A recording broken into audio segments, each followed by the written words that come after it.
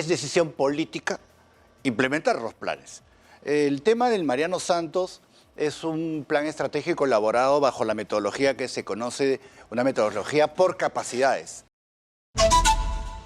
Y está en nuestros estudios precisamente Luis Herrera, que es un consultor y que fue parte del equipo que elaboró precisamente el plan Mariano Santos. Bienvenido. Señor Lucas, buenos días. Gracias por la invitación.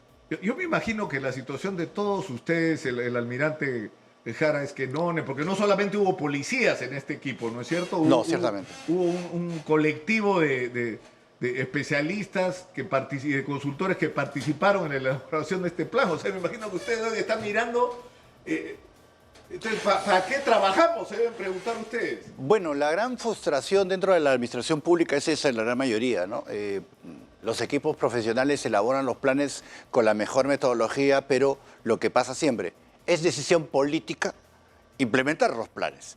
El tema del Mariano Santos es un plan estratégico elaborado bajo la metodología que se conoce, una metodología por capacidades. Un poco para que el público lo entienda. La metodología clásica en el sector público, la que dirige ese plan, es una metodología por objetivos o por amenazas, ¿no? O sea, ¿qué es lo que quiero lograr? Quiero tener mejor educación, quiero tener mejor salud, quiero tener claro, mejores pistas, ¿no? Entonces, para eso, algunos objetivos o indicadores que plantea esta metodología a veces es cantidad de informes hechos para tal cosa, ¿no? Ese es una de las grandes medidas que tiene ese plan. El tema de capacidades es un tema que surge a partir del 11 de septiembre del 2001, después de las Torres Gemelas, del acto terrorista de las Torres Gemelas. Ahí la pregunta surge, sabemos que el terrorismo era una amenaza, pero los americanos fueron incapaces de poder neutralizar la amenaza en vuelo. Entonces quiere decir que lo que falló fue la capacidad de reacción. Entonces la metodología por capacidades lo que te pregunta es, ¿qué necesito para poder lograr el objetivo? Entonces se define que la policía necesita tener 5 pilares muy fortalecidos para poder cumplir su objetivo, que son personal, infraestructura, equipamiento, tecnología y comunicaciones.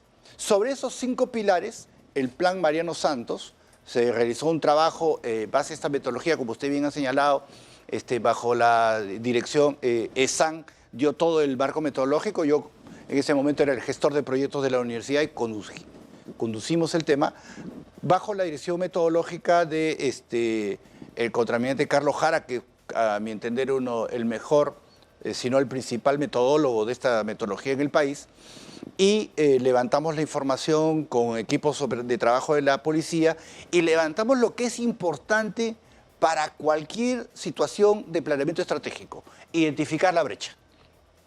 La brecha de hoy y la brecha que vamos a tener dentro de 10 años.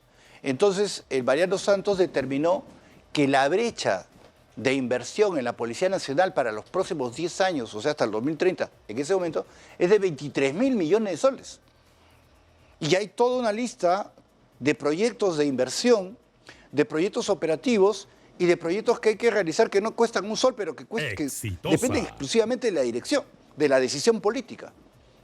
Y como digo, Pero es que uno lo escucha, señor Herrera, y no puede creer lo que estoy oyendo. Es decir, ustedes desde el 2019 y claramente el 2020, cuando se publica el plan Mariano Santos, ya habían hecho el diagnóstico, ya habían establecido cuáles eran las dificultades y las necesidades, sí, claro, y ya habían establecido qué era lo que había que hacer y por dónde empezar. Por ejemplo, ¿y hasta cuánto costaba hacerlo? Por supuesto, usted, por ejemplo, en su editorial ha señalado algo de las comisarías. Tenemos aproximadamente 1.800 comisarías a nivel nacional. Cerca de la tercera parte de esas comisarías están en estado catastrófico. O sea, no es que voy a entrar a remodelarla. No es que están en condiciones inadecuadas. No sirven, simplemente. No sirven, simplemente hay que cambiarla. Otro tema, la titularidad de los terrenos. ¿Por qué no se puede invertir en infraestructura de la policía? Porque mucha de la infraestructura de la policía está en terrenos que no son de su propiedad. Y hay que hacer saneamiento físico legal. Y eso cuesta. Y efectivamente, equipamiento. Vamos a poner que es el tema de fondo en este momento de la cuestión del enfoque de la lucha contra la criminalidad. No vale de nada, ¿no? Y por eso era la preocupación del enfoque que el Ministerio del Interior le está dando al tema, tener más policías en la calle si no tenemos capacidad o infraestructura para hacer lo que es la investigación criminal en sus dos aspectos. La pesquisa, que es la investigación de identificar al delincuente y sus relaciones, y la investigación desde el punto de vista de la criminalística, que es el tema de la investigación científica, ¿no? Escena del crimen, huellas dactilares, huella balística, ¿no? Efectivamente, el equipamiento de los laboratorios de criminalística de la policía es muy antigua.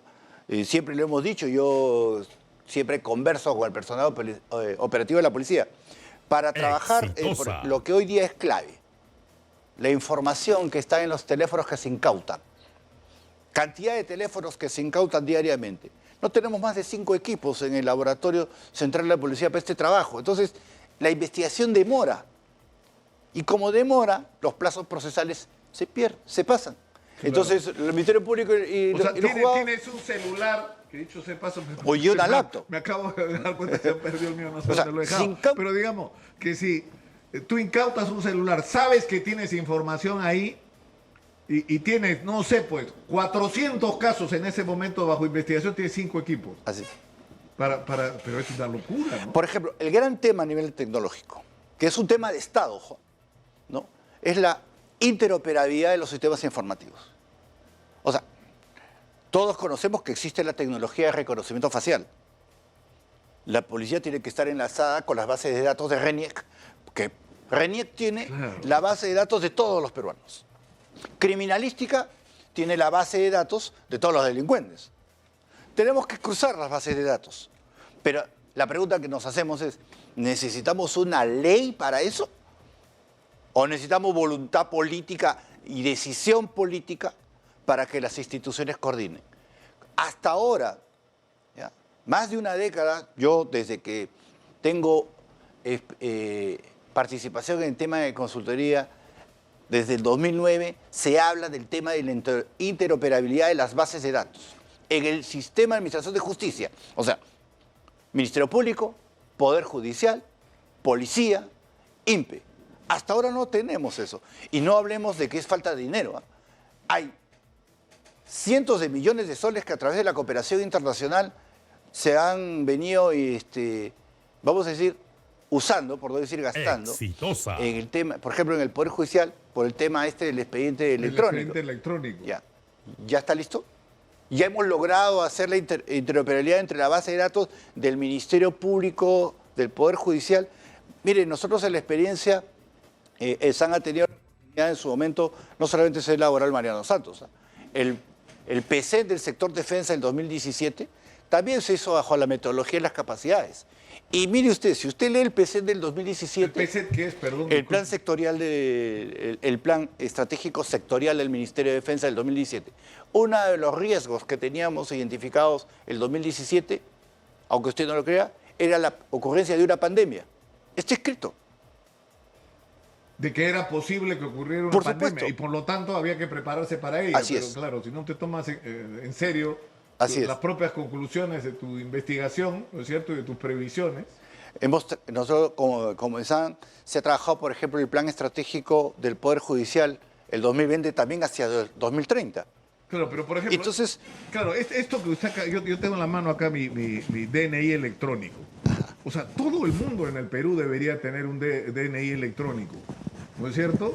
Y el DNI electrónico lo que debería permitir es la identificación facial. Es decir, si por ejemplo, ¿qué es el otro tema, ¿no? Si tú tienes cámaras de seguridad, las cámaras de seguridad deberían, en primer lugar, ser homologadas, todas de la misma tecnología, deberían ser capaces de hacer lectura, identificación de rostro, que se debe cruzar en tiempo real con la información de RENIEC. Sí, pero dos cosas ahí. Por ejemplo, ¿no? En el tema de cámaras, desde el Ministerio del Interior tiene que salir a disposición, que es un tema que está en discusión. Las empresas privadas tienen cámaras. Muchos tienen cámaras que no funcionan. Dos, cuando la policía le pide la información, la empresa o demora o no le entrega la información. Entonces, ¿qué pasa? Toda empresa que quiere tener cámaras, así como se pide licencia de funcionamiento, tiene que tener licencia para la instalación de cámaras y tiene que tener la responsabilidad y la obligación legal de entregarle la información a la policía de manera inmediata para poder combatir con el tema del terror, de la delincuencia. Y lo que usted dice, esto se llama gobierno digital. Hace muy poco se ha publicado la Política Nacional de Transformación Digital. O sea, ¿cuál es la característica del principal peligro que tiene hoy día la seguridad ciudadana en el Perú? Es el crimen organizado internacional. Por eso es que nosotros decimos que hoy día ya el tema de la inseguridad ciudadana ya ni siquiera es un tema de seguridad pública, es un tema de seguridad y defensa nacional. O sea, porque el crimen organizado internacional con doctrina, ¿no? Y es doctrina, o sea, te corrompe, te amenaza o te mata. En muchos de los distritos, cuando se hace el análisis de que ha bajado la cantidad de homicidios, posiblemente no es porque haya una labor efectiva contra la delincuencia, sino porque la ciudadanía en general ya se sometió. Así es. Es decir, porque las autoridades pasaron por el aro de la corrupción y porque la gente aceptó la convivencia con la delincuencia a través del pago de cupos. Así es. ¿No es cierto? Porque, es decir, hay un gobierno como paralelo de las organizaciones criminales. Correcto, ¿no? Personas, por ejemplo, en un mercado decían, sí, claro, pero la policía nos apoya, pero la policía no está las 24 horas con nosotros. Entonces, cuando sale y viene la delincuencia, o sea, hace 2 días han matado a un comerciante en San Juan del Urigancho. Entonces, cede la policía. Entonces, la criminalidad tiene esa doctrina, tiene recursos económicos, tiene aparato logístico, tiene apoyo legal, tiene todo. Entonces, la única manera que la policía, ¿no?, cumpla su función de manera real y certera es que tenga igual capacidad de movilización que la delincuencia. Y la base para que tenga igual capacidad de movilización es la tecnología, el equipamiento. Entonces, nuevamente, el Plan Mariano Santos es una herramienta puntual donde el dimensionamiento y la brecha de lo que hay que hacer ya está dimensionado. O sea, ahí ya no hay nada que inventar. Decisión política. Pues, como usted bien ha señalado, esto se entregó el 2020. Ya vamos 2023. Sí, ya vamos camino a terminar el 2023. Así es. Entonces, ¿qué se puede hacer? Por supuesto que se puede hacer. Nuevamente, o sea, acá, vamos a decir, la gran crítica es el enfoque desde el Ministerio del Interior. Vemos que el Ministerio del Interior, el ministro Vicente Romero, creo que ahí se deja ganar por la vena de Guardia Civil que tiene, ¿no? Él piensa de la doctrina antigua de que la delincuencia todavía se combate solamente desde calle o principalmente de la calle, cuando realmente hoy día la delincuencia se tiene que combatir en primer lugar a nivel de lo que es redes sociales, la tecnología. Mire usted, la policía no tiene el software, por ejemplo, para hacer la revisión masiva de redes sociales. Se tiene que estar poniendo cantidad de gente revisando el Facebook del delincuente para ver a quién ve. Cuando existe el software, no voy a decir el nombre de las empresas, pero que existe, que se usa normalmente en las campañas electorales para hacer la revisión inmediata. Se hace el algoritmo, se ponen los parámetros de investigación del delito y me van a salir de manera inmediata cuáles son las relaciones de cualquier cosa. Eso es ganar tiempo, eso es ser ágil, claro, porque además, en la lucha contra el delito. Claro, porque, es decir, pongámonos en un caso que es lo que más agobia, en un punto que es el que más agobia a los ciudadanos cotidianamente en la calle, que es el robo de celulares. Así es. Y el robo violento de celulares. El problema es que si tú enfocas la lucha contra los ladrones de celulares, ¿no es cierto?, simplemente como una operación de vigilancia, de cerco, de reacción, está bien, eso hay que hacerlo, pero no vas a resolver el problema mientras no tengas organizada la guerra contra los dueños del negocio de los celulares, porque ese celular que roban termina en manos de un centro criminal, ¿no es cierto? Hay un mercado. Por supuesto. Hay un mercado. Entonces, si tú no trabajas para... Lo que van a hacer es van a cambiar de zona, claro, van a cambiar de objetivo, pero el negocio va a seguir funcionando mientras no le pegues a la organización criminal que está atrás. Por eso nuevamente, es decisión y hacer las cosas claras y rápidas. Primero, para el tema de celulares, que con el tema de las empresas de telefonía, la cosa no debe darle mucha vuelta. O sea, la cosa es clara, o sea, ahí las empresas de telefonía se tienen que alinear a la lucha contra la delincuencia bloqueando rápidamente. Segundo, SUNAT. el sistema financiero. Mire, no solamente hablemos del mercado de teléfonos robados, hablemos del mercado, por ejemplo, de la minería ilegal. Sea lo que fuese, pero en un momento dado el oro se formaliza en el camino. Y el dinero proveniente del narcotráfico también, ¿no? Así es. Entonces, la premisa en este tipo de delitos es sigue el dinero. Entonces, no podemos estar nosotros, pues, todavía como Estado, ¿no? Entre entidades públicas pidiéndole, por favor, por ejemplo, que la policía le esté pidiendo, por favor, a la SUNAT o esperando 2 o 3 meses que le llegue la información de tal o cual cosa. Cuando se hace el seguimiento, por ejemplo, para la investigación del lavado de dinero.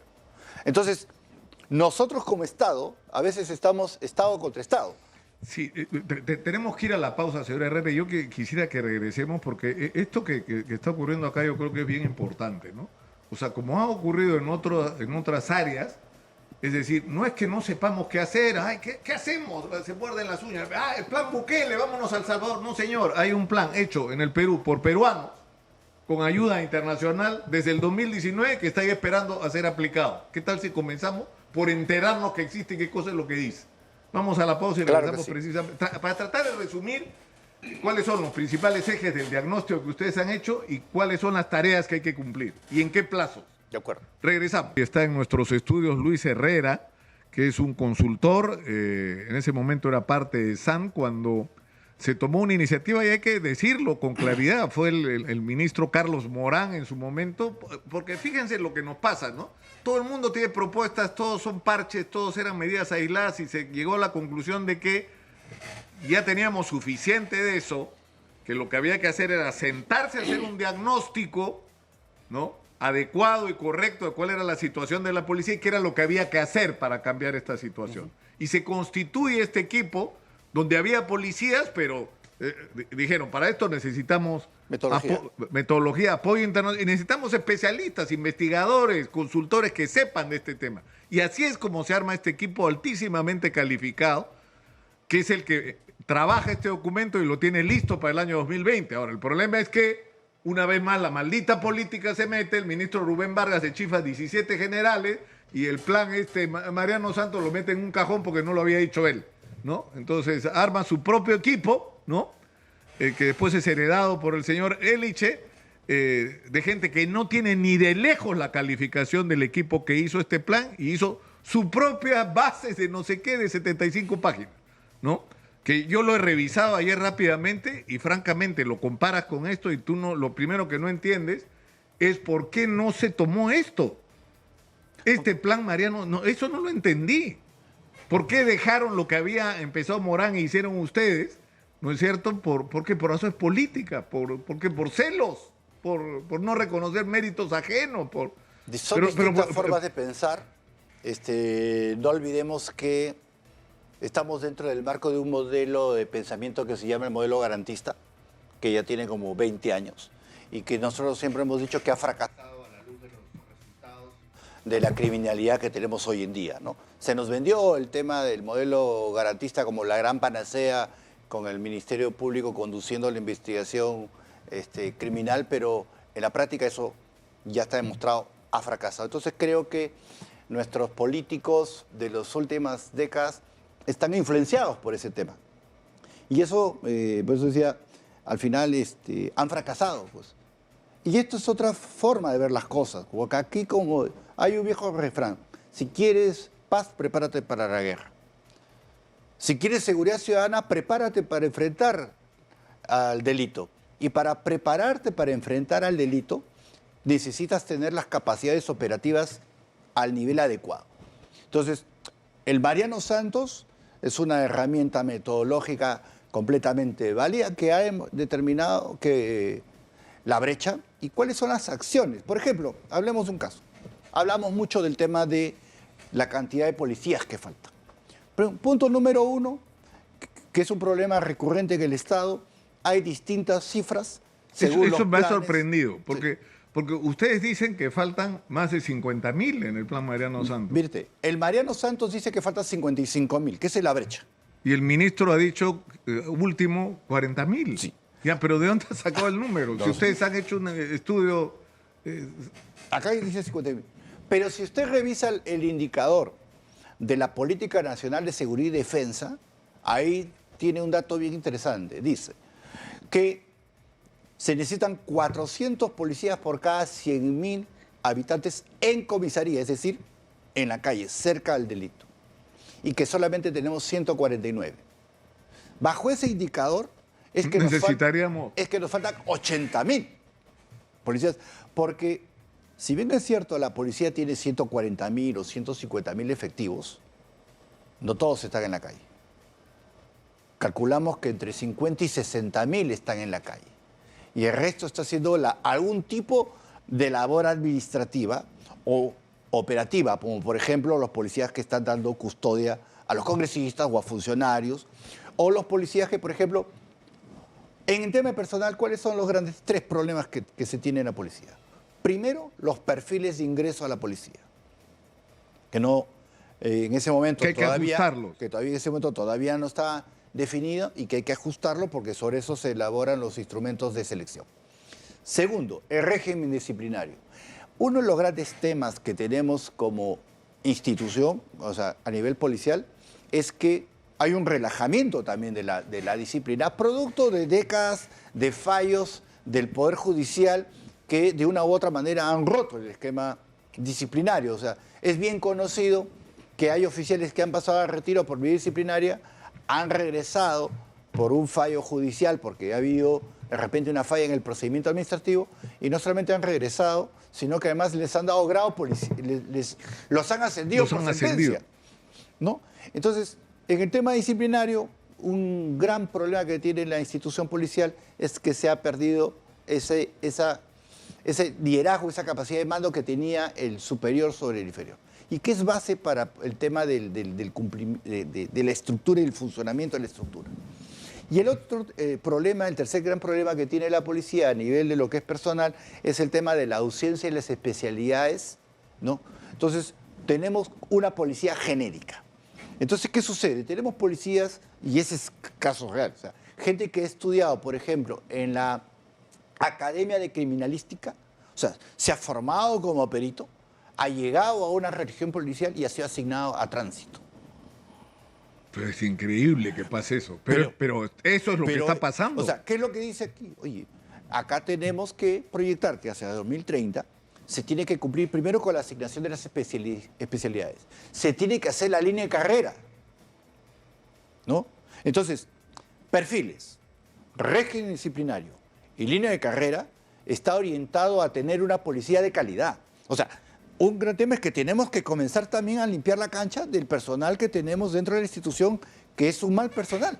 Claro, yo regreso siempre sobre ese punto porque recuerdo que en algún momento, a raíz de una serie de escándalos de policías metidos en delitos, se discutió si se tomaba la ruta colombiana, que fue barrer, o sea, en Colombia hicieron un barrido, que fue salvaje y como en ese tipo de medidas siempre hay un daño colateral. O sea, barrieron a los malos, pero también se barrieron a algunos buenos.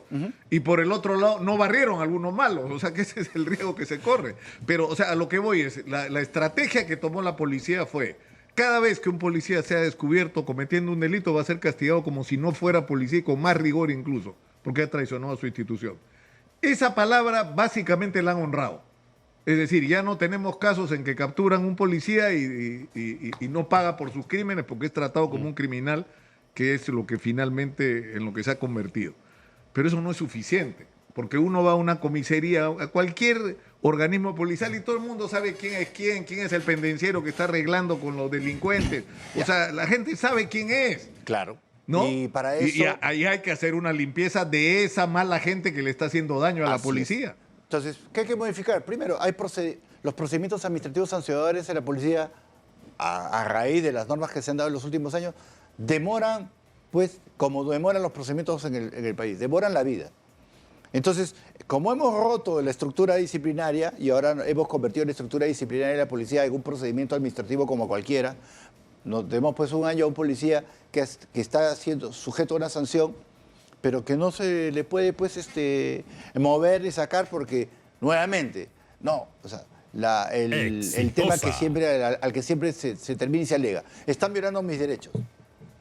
Entonces, acá en su programa, que es Hablemos Claro, o sea, hablemos claro, ¿no? O sea, parte y el primer paso que se tiene que dar hoy para implementar la estrategia de lucha contra la inseguridad ciudadana es justamente eso, hablar claro, decirle delincuente al delincuente, decirle corrupto al corrupto.